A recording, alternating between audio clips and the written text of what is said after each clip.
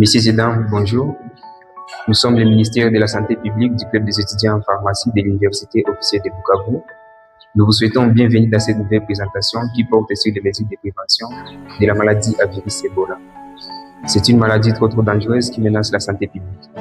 Actuellement, la République démocratique du Congo fait face à une vraie flambée d'Ebola, surtout dans la province d'Ituri et celle du Nord Kivu. Selon l'Organisation mondiale de la santé, plusieurs centaines de cas de décès ont déjà été enregistrés. Cette situation inquiète le ministère de la Santé publique, vu que le virus continue à se propager à grande vitesse. Très chers frères et sœurs, il est grand temps de mettre à votre disposition, à partir de cette présentation, les connaissances nécessaires pour mieux vous protéger, ainsi que votre communauté. La maladie à virus Ebola est une maladie infectieuse causée par le virus Ebola. Elle attaque le système immunitaire et peut provoquer des saignements graves. Elle se transmet par le contact avec les liquides biologiques d'une personne infectée. Certaines chauves-souris sont considérées comme réserve naturelle du virus. La maladie Ebola est une maladie très dangereuse et peut causer des épidémies importantes. Le virus Ebola a été découvert pour la première fois en 1976 près de la rivière Ebola en République démocratique du Congo. Cette découverte marque le début de la surveillance des lignes de fièvre hémorragique les plus redoutées au monde. Depuis, plusieurs pays d'Afrique subsaharienne ont connu des épidémies successives. La RDC figure parmi les pays les plus touchés avec des foyers récurrents depuis plus de 40 ans. L'Ebola, c'est un virus qui se transmet principalement par un contact direct du sang ou des liquides biologiques d'une personne infectée. Les objets contaminés peuvent également transmettre et augmenter le risque de la propagation du virus. Certains animaux sauvages infectés augmentent le risque de propagation du virus chez les humains. Les cérémonies funéraires non sécurisées augmentent le risque de propagation de l'infection. Le respect des règles d'hygiène aide à limiter la transmission du virus. Le virus d'Ebola est caractérisé par une forte fièvre, ainsi que les céphalées, asthénie physique, faiblesse musculaire, ainsi survient aussi des diarrhées rouges, qu'on appelle encore diarrhée sanglante, et aussi des vomissements.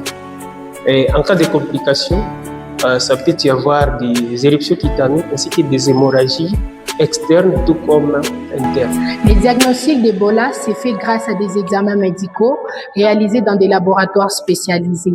Les personnes infectées doivent être isolées pour éviter la propagation du virus. Les soins médicaux permettent d'améliorer les chances de survie des patients. Les médecins traitent surtout la déshydratation et les douleurs. Des vaccins sont également envisagés pour protéger les populations exposées. La prévention est le meilleur moyen de lutter contre Ebola. Nous devons nous laver régulièrement les mains avec de l'eau propre, du savon. À l'entrée des carrefours sociaux des rencontres de plusieurs personnes, nous devons nous laver les mains. À la sortie également de ces carrefours des rencontres de plusieurs personnes, nous devons nous laver également les mains par de l'eau propre et du savon. Les contacts avec des personnes malades, les personnes mortes doivent être évités.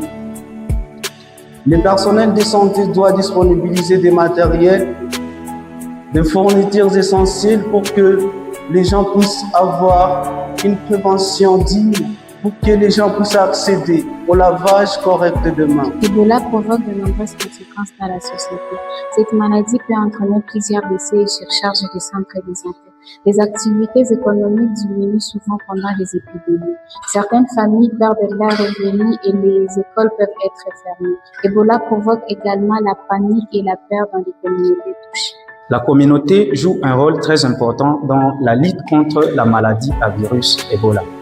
Les habitants doivent respecter les mesures de prévention qui leur ont été données par les autorités sanitaires. Les cas suspects doivent être signalés le plus tôt possible au niveau des centres de santé. Et il faut savoir qu'une alerte qui est rapide va permettre d'isoler les malades, mais aussi de limiter la propagation du virus. Et alors, les leaders communautaires, les enseignants, les radios locales doivent aider à sensibiliser la population. Il faut savoir qu'une bonne collaboration peut aider à bien gérer ou soit à bien éviter les épidémies. Pour conclure, la maladie à virus Ebola est une maladie grave mais évitable. Quant à ça, le respect des mesures d'hygiène aide à limiter la propagation de ce virus. La sensibilisation et la collaboration avec les autorités sanitaires sont très importantes dans ce parcours. Mais aussi, chaque personne doit participer à la protection de la communauté. Ensemble, nous pouvons lutter contre le virus d'Ebola.